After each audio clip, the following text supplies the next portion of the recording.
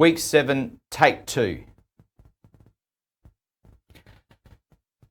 This week unit examines capital budgeting or the allocation of capital funding to long-term projects, stressing the importance of the NPV as the best method for making capital budgeting decisions.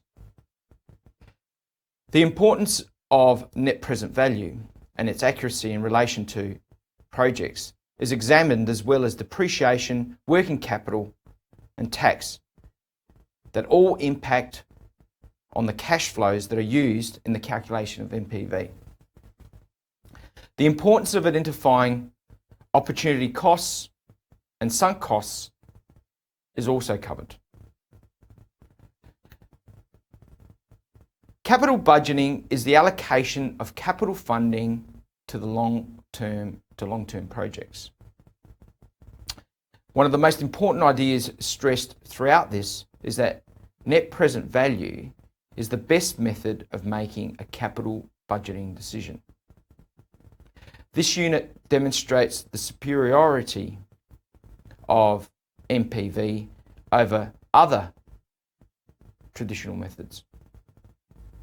The accuracy of NPV depends on the accuracy of the estimation of cash flows and other assumptions made. Depreciation, working capital and tax will all impact on the cash flow that are used in the calculation of NPV. So we need to take a little bit of care when looking at these three items. Examples and explanations are provided on how to analyse a decision involving both the acquisition and replacement of capital assets. The cash flows can seldom be predicted with certainty, so therefore sensitivity, scenario and break-even analysis will be introduced later on in later units as a way of assessing uncertainty. In this unit, we will also look at the traditional method of appraisal. The method includes the payback period and the average rate of return. Both methods are simple to understand and apply, and do provide a rational, if not simplistic, basis for project comparison. But care must be taken.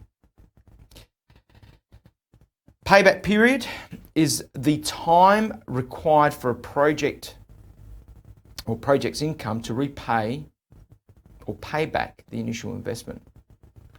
The average rate of return is the average percentage return from an investment over a period of time, and this is usually stipulated in years.